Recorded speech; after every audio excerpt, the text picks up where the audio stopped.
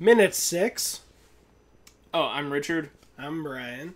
And this is I Love You 3000 Minutes, the podcast where we time travel endgame style through the entire Infinity Saga from Iron Man 1 to Spider-Man Far From Home. We're on the 6th minute of Iron Man 1. Mr. Richard.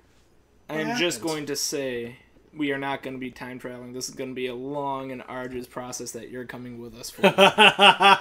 You are.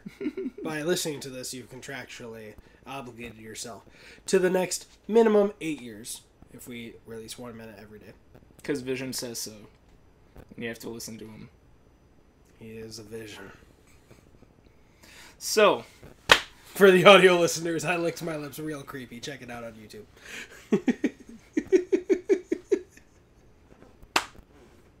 Mr. Richard, what happens in this minute? Do we get to see that word that was cut off from the last minute? What? There was a word on the magazine. On the magazine. Oh. The word is Braniff. Could be. Or No, Praniff. That's definitely a B. Or an R. Okay, Braniff. It's weird. I don't know what Braniff is, so I wants to Yeah. illuminate us like a light bulb. Yeah. And then a couple seconds in, we get another image with Obadiah looking as menacing as possible. That is as menacing as possible as you could possibly look. I just assume that he's wearing a big cloak and holding a giant sword that he will swing on someone's neck. Yep. It's like they're kind of telling you, hey, this guy's up to no good immediately. This guy's a bad bish, which isn't a swear word. Technically. They say Stark helped develop smarter weapons, satellite-guided missiles, blah, blah, blah.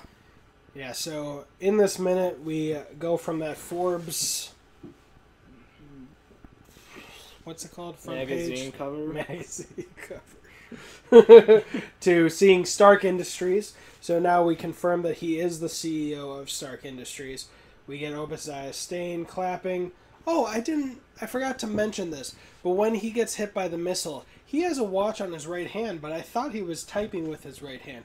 So is he a righty or a lefty? Let's keep that looking out for later minutes. But we get Obadiah Stane clapping. He's got a signet ring, it looks like, so maybe he's a Kingsman agent on his right hand. Huh. The signet ring is traditionally worn on the left hand, but a Kingsman agent wears it on whichever hand is dominant. That was a direct quote from Kingsman, the Secret Service. And then we get more information about he's anointed CEO, King's Keys to the Kingdom, Tony ushers in a new era for his father's legacy. We get... What are these in the background? They're in a warehouse, clearly, but is this just like red flags in the back? Yeah, I think so. Or red shipping containers. Those are red shipping containers? It could be red shipping containers, I don't really know. Could be. This is the shot with Tony Stark and the bald man. I don't know why I've been calling him Obadiah Stane. So I literally apparently don't remember enough of the latter part of this movie. Does this guy have, if, you had to guess, does this guy ever wear a super suit with blue on it? Do I have to guess? I don't have to guess. Are you keying it up like I've been playing dumb, or do you want me to tell you? I'm keying it up like we've been playing dumb. Yeah. You have a weird feeling that he might wear a super suit with blue. Yeah. I have a weird feeling that he'll wear a super suit with gray. Okay. Strange feeling. Okay. But then we get... What is this? What is this? Is this like an arc reactor? Probably. Before we get a missile that looks like the animatics in Avengers. Creating smarter weapons, advanced robotics, satellite targeting. SIX-45 is in the top left-hand corner. It says missile warfare, Storm 1200 firearm, protective armor, ATGM, able to intercept a fast-moving aircraft, and it's a Tri-60 turbojet engine. Mach 1.1 is its range, plus 110 kilometers. What? How is a range Mach 1.1? So at Mach 1.1, it can go 110 kilometers. Sure. Warhead weight is 240 kilograms, and then The navigation system is an active radar homing device. Yep. It's funny because that same kind of visuals for the targeting in that area reminds me a lot of Captain America Winter Soldier with the helicarriers.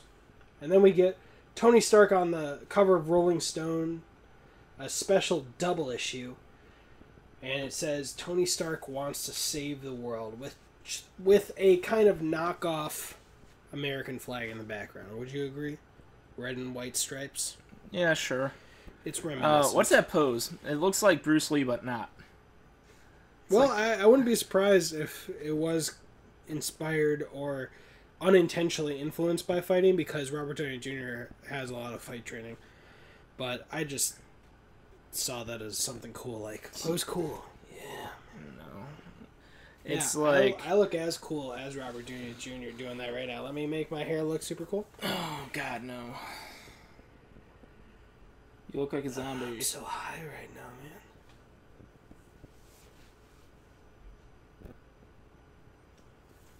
This is my roommate. I almost farted to make that joke funnier to me. No, to me, it's like part Bruce Lee, part I'm a cat. It's like, I'm a cat. Yeah. I'm a cat. All right, now I do believe we need Iron Man back, just so we can get him to say, "I'm a cat." Nope. And then we get all these shots of military photos coming together to make a real American flag before it cascades out in a nice little PowerPoint kind of transition. They call him a patriot like 4 times in the movie so far. And it's like the most Air Force moi thing. There's a great video about Captain Marvel and the political agenda, something like that. Look it up. It's not... There's like 100 video essays on that. It's not about Brie Larson not liking men, even though the quote that everyone uses to prove that, she immediately after says, "And I don't hate men." It's the political connection to the Air Force. In this movie, later on, Rhodey says, "I would have killed to get this position," and they had him change that line because they didn't want to remind people that people in the Army have much higher rates of suicide and suicidal tendencies. It's just a great video essay about how their relationship to armed forces has molded the films, possibly not for the better. But it's something just to watch and make up your own opinions on. But then we see it's the Apogee Award, and we're at Caesar's Palace, based on the stand that this lovely gentleman who I've seen in Fighting and one of my favorite movies, Hustle and Flow, Terrence Howard, standing at. He says, "As liaison to Stark Industries, I've had the unique privilege of serving with a real patriot." It says patriot. "He is my friend, and he is a great mentor. He is my great mentor." So that's interesting that they set Tony up as this gentleman, who I don't know what his name is. Mentor. "Ladies and gentlemen, it is my honor to present this year's Apogee Award." Do you know what the Apogee Award is? Nope. Me neither. I'll look for it in the comments. "To Mr. Tony Stark." So we've been told Tony Stark. Now Tony Stark, Tony Stark, Tony Stark. Yep, and then it's basically that he's too good to show up for this piddly dink little award. Yeah, we get... and yeah, I guess to his perspective, this is a piddly... What is it? Piddly dink? Piddly dink award. That's beautiful. That should be a t-shirt. If you put reviews on the Apple Podcasts, or if the other podcasts can do reviews, I don't know, we'll take the first 100 and give away a piddly dink. What is it? Piddly dink. Piddly dink t-shirt, or whatever t-shirt we actually make. But he says, "Tony," like just a person being stood up on a date. It's like, "Tony." Right?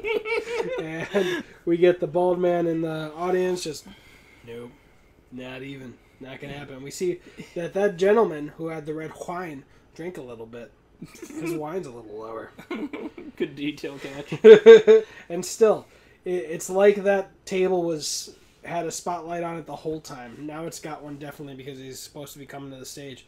But you see right before the minute cuts out, Terrence Howard, whatever his character's name is, just it doesn't seem shocked. Mm-hmm. He just seems disappointed. So not only is Tony this guy's friend, his mentor, but clearly this guy is Tony's mother. That's his mother. Yep. Not mad, not surprised, just disappointed. But that's the end of that minute. Anything else you want to say about the Caesar Palace? Nope. More exposition. More exposition. The bald guy who's clearly evil is like, you see, Tony Stark's a dick, right? He's not here. And So question, just guessing, do you think the Apogee Award is regularly held in Vegas, or do you think Tony Stark, I don't know, requested it to be in Vegas so he could go to Vegas? If you had to choose one, just guessing, my guess is Tony was like, I'll accept it if it's in Vegas. It doesn't seem like them craps tables and any excuse to go to Vegas. I would say he doesn't seem like enough of a huge enough dick to say, move your whole event to Vegas for me. No? Yeah, I know. I totally believe it. As a guy who's like, I'll be in your military convoy for whatever we're doing, but I gotta have a drink with fresh ice. Fresh ice, and I gotta have that. Mm-hmm. Cool. Well, I'm Richard. I'm Brian. You've got an army. We've got a podcast.